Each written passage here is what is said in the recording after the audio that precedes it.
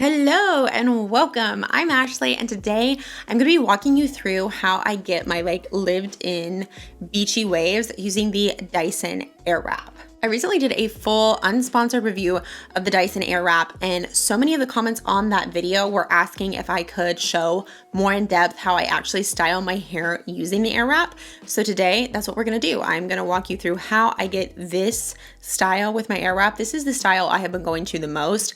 I love this kind of beachy lived in wave. For me, normally when I do waves in the past, I find that my hair looks more piecey than it does naturally lived in waves.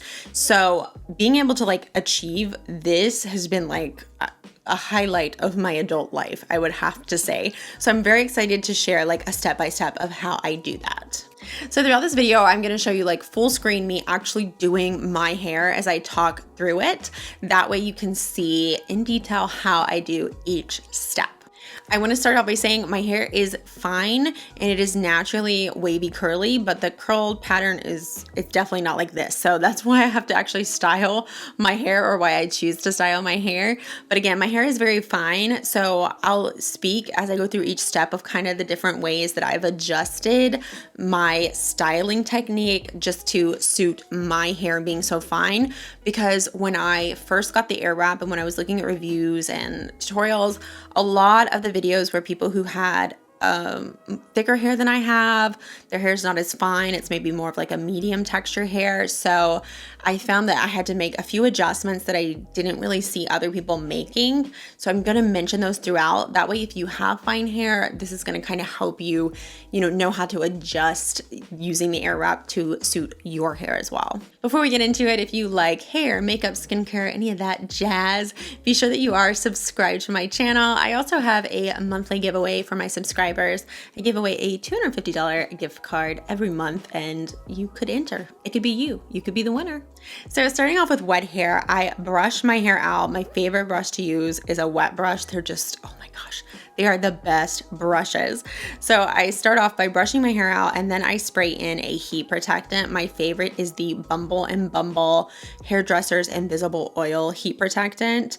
Don't skip the heat protectant. I know it's a pain in the butt. Listen, again, maybe it's just me. I used to hate people telling me to use a heat protectant. I was like, oh, why do I have to pay for that? I don't want to buy a heat protectant. I don't want to put more product in my hair. My hair's fine. I don't want it to get weighed down, blah, blah, blah, blah, blah. Listen, I was a little bit of a miser when it came to hair products for a long time.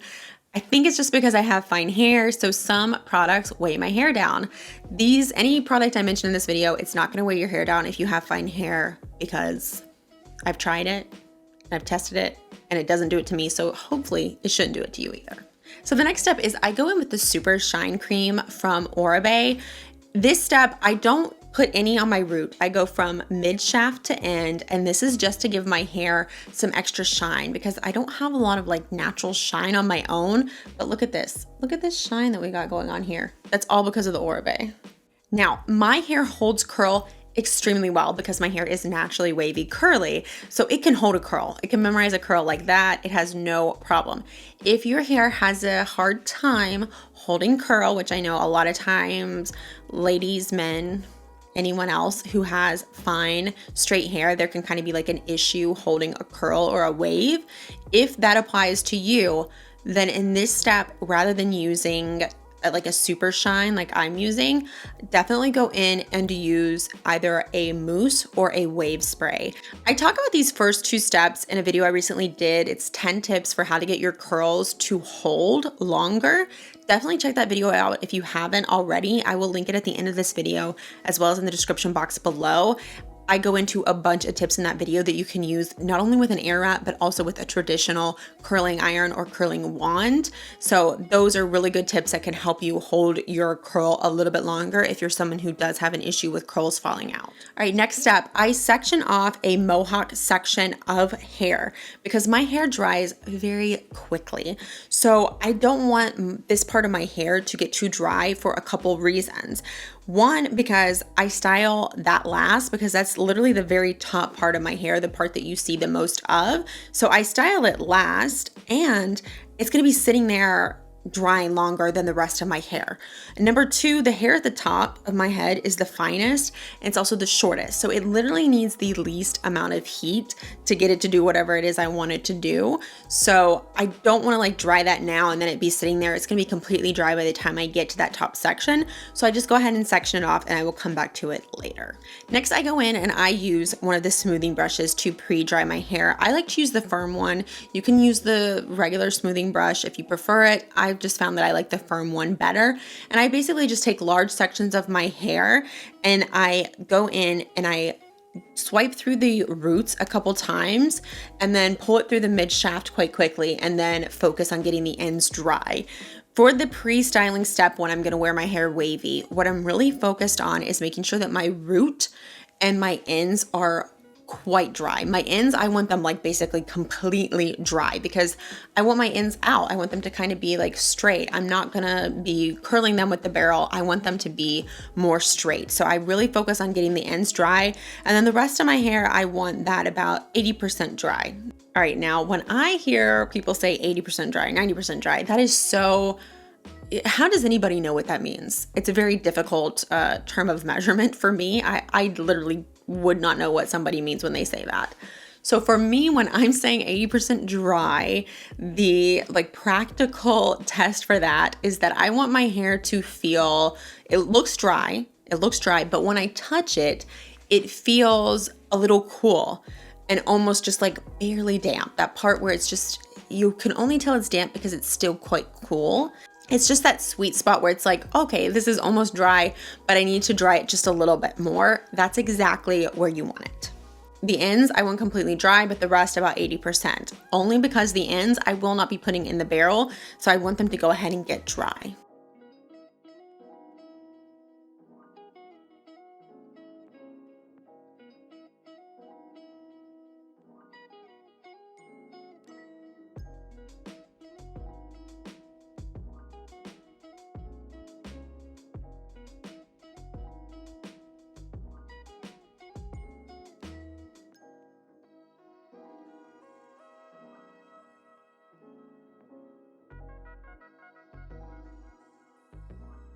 At this point, I'm going to add in an extra horizontal section just so my sections aren't going to be too big lengthwise, up and down wise while I'm waving my hair. All right, now to style the waves.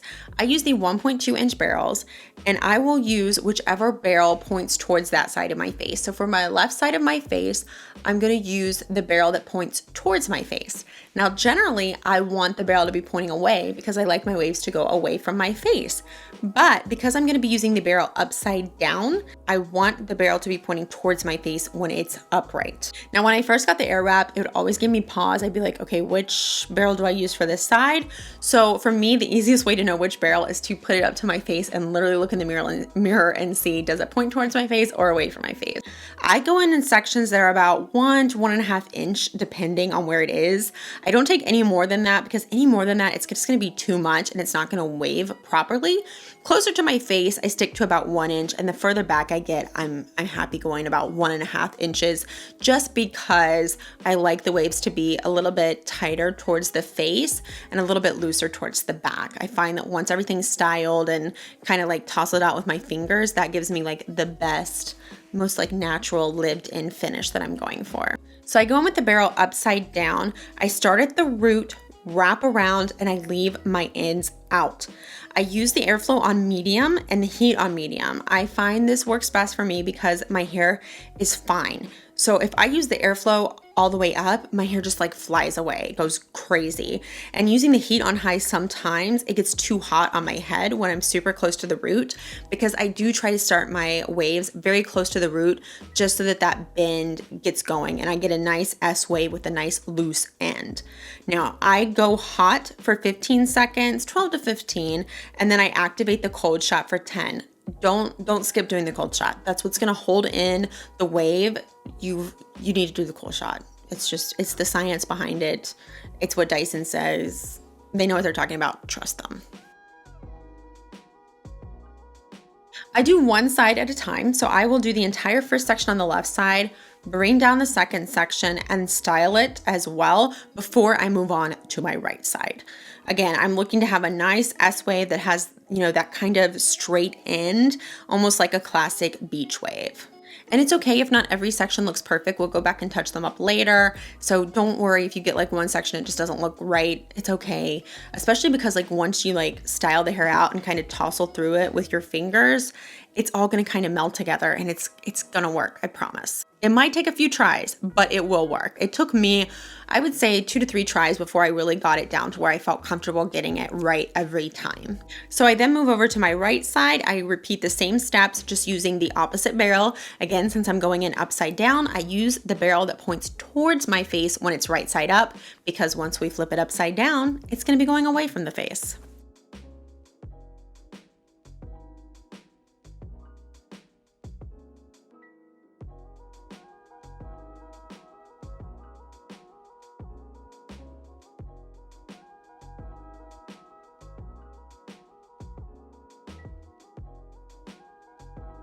Once all the bottom sections are waved, I then go in and take the back section, one back section from the mohawk section.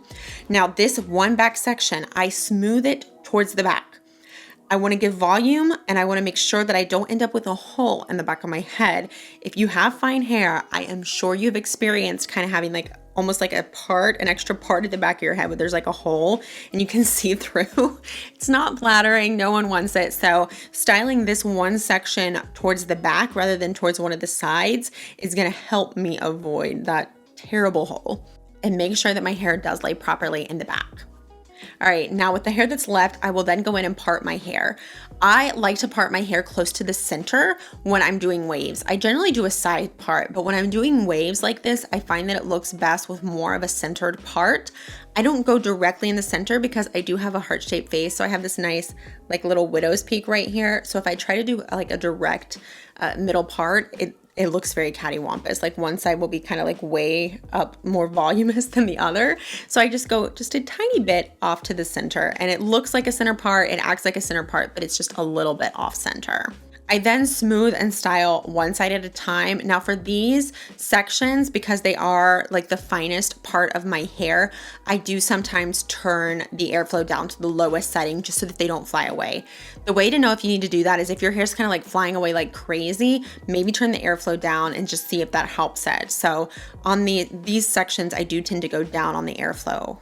While styling around my face, I section just based on how I want my hair to fall around my face, because the very front section, I like just this slight bend, almost like a curtain bang.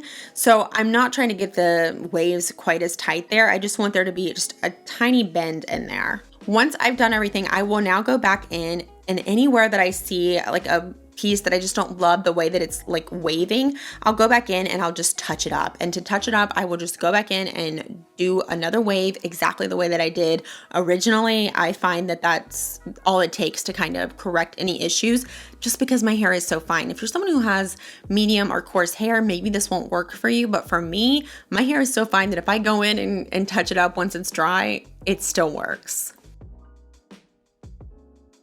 All right, next up, I go in with a texture spray. I love the one from Oribe, but whatever your favorite texture spray is, I just go in and use a texture spray to help add in some extra volume. I spray up into the style. This is another product that I spoke about in my 10 tips for getting curls to last video. Again, definitely check that out if you haven't seen it already. I love texture spray just for like helping give body and then holding the body into the hair. This nice like fluff that you see how my hair has like a good fluff, good body to it. My hair is naturally fine, so it doesn't naturally like to do that. I have to add a little bit of grit and texture into it.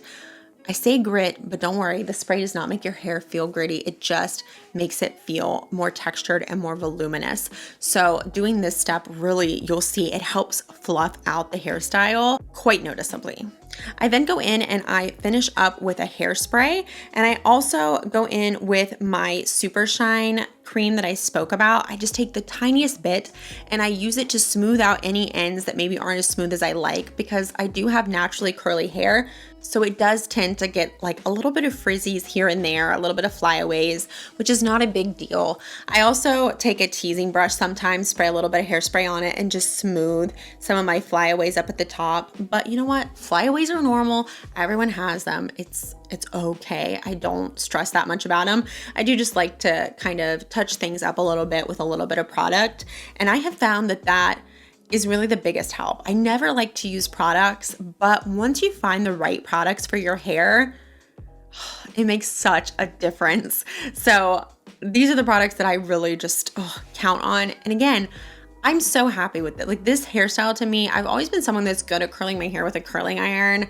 And I used to get nice piecey waves, but I never really had a style like this that I just feel like, I don't know, I feel so in love with it. I feel like just it's so naturally flattering to me, and I really enjoy styling my hair this way. So this has been just like a really exciting development in my life. This fall is, getting this Dyson Airwrap and learning it and figuring out how to get this nice, like just lived in beach wave going on with it. I'm just kind of, I don't know.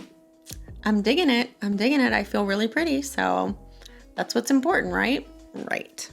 All right, guys, that's it. That's how I get these nice lived-in beach waves using the Dyson Airwrap. If you have any questions at all, please, please, please leave them in the comments below. I regularly check the comments. I try to reply to everyone. So absolutely any question you have, I'll be more than happy to try to help you out. I thank you so much for spending a little bit of time with me today. I hope to see you in my next video. Until then, you take care of yourself. Bye.